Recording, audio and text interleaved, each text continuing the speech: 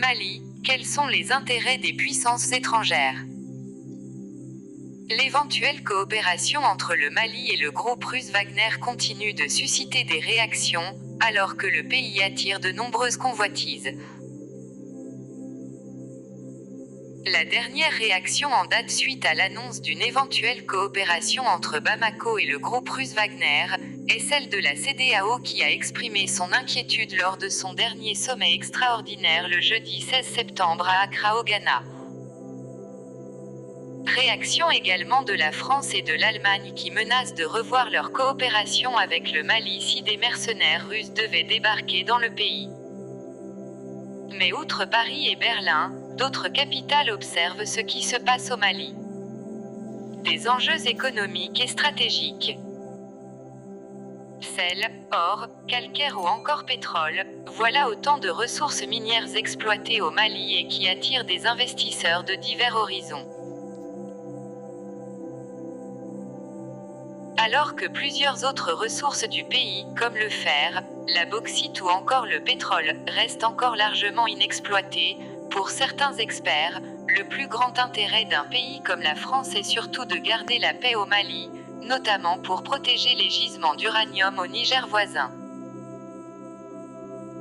C'est ce qu'explique l'auteur et ancien directeur de la communication de la CEDEAO, Adama Gaye, selon qui la France préserve l'uranium avec Areva qui est au Niger. Des parts de marché aussi avec les multinationales françaises qui viennent gagner les marchés de travaux publics et autres grands projets. Même les ports, ils sont là. Ils veulent préserver leur part de marché.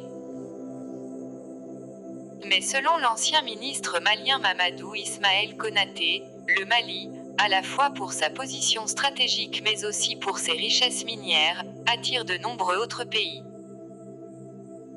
Le Mali est un grand pays où des enjeux de géopolitique, de géostratégie, de richesses minières et de population sont posés.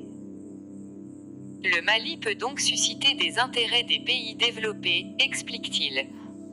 Une sorte de guerre froide.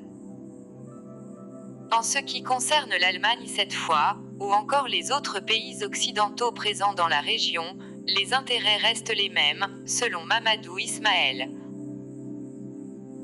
Konaté qui, comme Adama Gaye, estime qu'on assiste à une sorte de guerre froide alors que la Russie semble également vouloir se réimplanter en Afrique. Les Russes viennent en apportant une expertise, mais évidemment aussi dans l'idée de rappeler au monde qu'ils doivent peser sur les débats internationaux mais aussi qu'ils viennent récupérer des nouveaux marchés, des infrastructures, des terres arables, des terres rares et autres ressources naturelles, précise par ailleurs Adama Gaye. Outre les Européens, il faut noter également la présence de pays comme la Turquie, Israël, le Qatar ou la Chine. La Chine qui, comme les autres puissances, convoite également les ressources en fournissant en contrepartie des infrastructures.